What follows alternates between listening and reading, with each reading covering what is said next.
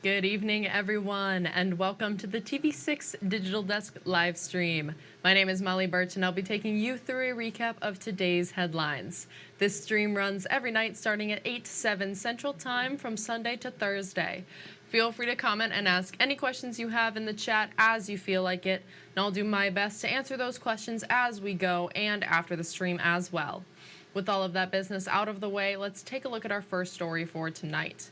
We have new video and information from this morning's crash near Marquette Branch Prison. A Subaru went into Lake Superior, but its driver is okay.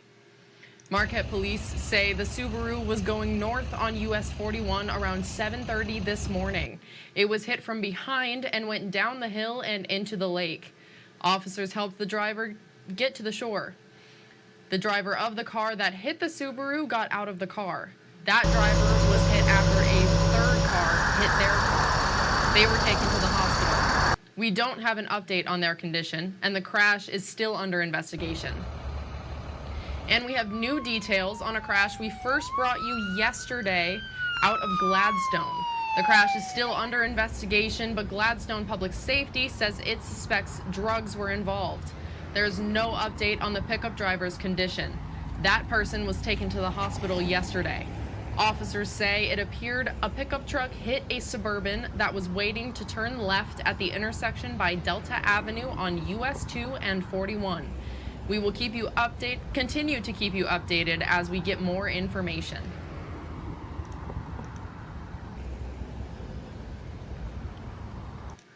And new developments involving the Marquette Area Public Schools' new high school nickname. MAPS officials say a local woman's effort to stop the district from using the nickname has no merit. As we told you 2 weeks ago, Margaret Brum filed trademark applications for the Marquette Sentinel's nickname, along with 2 other names the district was considering. In part of a statement from MAPS today, school district officials say Margaret Brum, a local resident and attorney, was apparently not satisfied with the process used to make the change or the change itself. MAPS has spoken with multiple attorneys with expertise in trademark law regarding this matter. One of the law firms has volunteered to represent MAPS at no cost to the district to protect the district's trademarks and to defend the school district should Ms. Brum improperly attempt to interfere with the district's rights to the Marquette Sentinel's name. In a call with TV6, Brum says she has no immediate comment due to a personal matter, but plans to respond to the MAPS attorney before the end of the month. You can view the entire statement at uppermichigansource.com or the TV6 and Fox UP mobile news app. As the housing shortage continues, cities in the UP are looking at ways to provide more homes. One way is regulating short-term rentals as a way to maximize the housing supply. Negaunee and Houghton are 2 cities to make zoning restrictions for short-term rentals. Short-term rentals need to be owner-occupied structures in both cities. Houghton's city manager says good news is on the horizon for housing. Honestly, I think we're going to peak sooner or later, and a lot of those places may go back to single family homes, but right now we're still seem to be in a growth phase. Coming up on your TV6 late news at 11 Eastern, TV6's Justin Van't Hoff takes a deeper dive into the regulation of short-term rentals. And Michigan Governor Gretchen Whitmer announced state budget recommendations for 2025 today.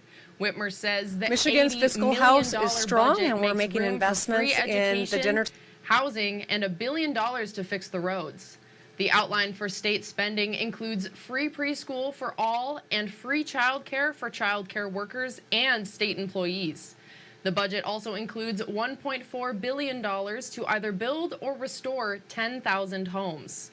Michigan's fiscal house is strong, and we're making investments in the dinner table issues to make people's lives more manageable and ensure every person has a path to prosperity in the state of Michigan.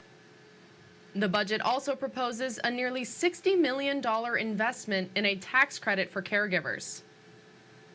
And happening now, Michigan Ice Festival 2024 is in full swing in the Munising area. Climbers can enjoy a week of lessons, demos, presentations, and social events. TV6's Michael Sobek tells us how the festival has adapted to our mild weather to prevent cancellation.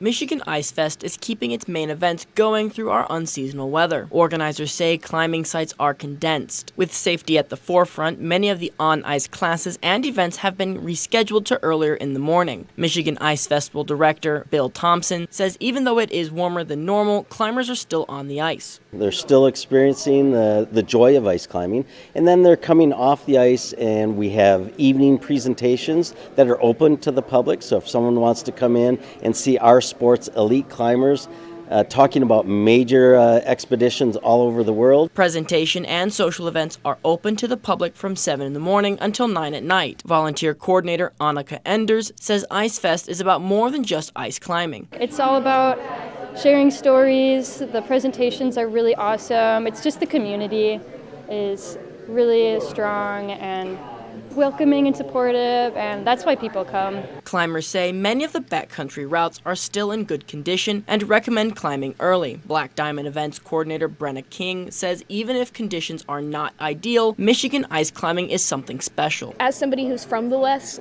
this is such a cool place to come. The culture here of the community is really awesome. The climbing is unlike anything in the West, and it's very unique. It's definitely worth trying out, even if you have been climbing on the West or the East.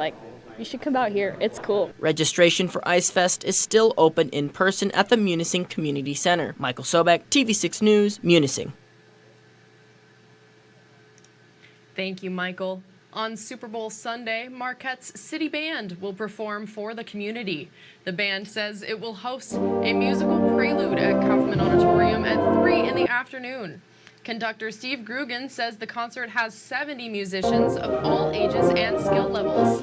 He says there's a lot of pieces he's excited to play. A piece that was written by Gustav Holst that's really a masterwork for band. It's a 4-movement. We've got a piece called Orbital that's a really exciting piece by a composer by the last name of Sims.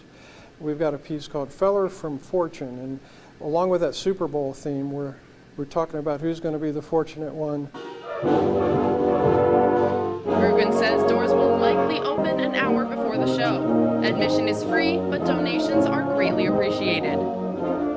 A Marquette business gave away a truck today in our final story on the TV6 Digital Desk live stream. Barbara Grutt won the vehicle after registering for the Menards December 2023 sweepstakes promotion. She picked up her new 2024 GMC Sierra 1500 during a prize ceremony at the store. It's valued at more than $61,000. She says she never expected to win the contest, but her persistence paid off. We've been entering the contest since Menards came to town, so you just have to be patient. It works. Menards gives away a different vehicle in the U.S. every month. You can enter the giveaway at any Menards location, register to win kiosk. And that's all the stories we have for you tonight. Be sure to tune in tomorrow night where I'll be here in the same place at the same time. That's 8/7 Central Time with a recap of tomorrow's headlines. Don't forget you can find us streaming on Facebook or YouTube, whichever platform you'd prefer. And if you have a story idea you think we should report on, feel free to contact us at any time. These are a few easy ways to get a hold of both myself and others in the newsroom. And again, you can contact us at any time. We'd love to hear from you and what's happening in your community. Thank you all again for joining me live at the TV6 Digital Desk. Have a great rest of your night.